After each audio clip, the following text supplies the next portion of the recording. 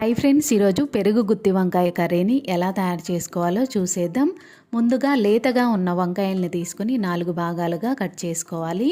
Cut చేసుకున్న వంకాయల్ని ఆయిల్లో వేసి ఫ్రై చేసుకోవాలి.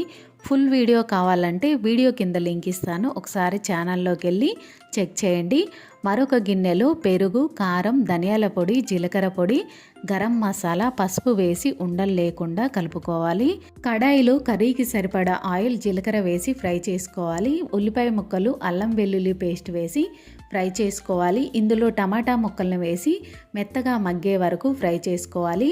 ముందుగా కలిపిన పెరుగు మిశ్రమాన్ని వేసి కలిపి మూత పెట్టి 2 నిమిషాల పాటు ఉడికించుకోవాలి. ఇందులో 1 గ్లాసు వాటర్, ఫ్రై చేసుకున్న వంకాయలు, రుచికి సరిపడా ఉప్పు వేసి కలిపి మరొక 2 నిమిషాల పాటు ఉడికించుకోవాలి. కసూరి మేతి, కొత్తిమీర వేసి కలుపుకోవాలి. ఈ రెసిపీ నచ్చినట్లయితే లైక్ చేయండి. Please subscribe my channel.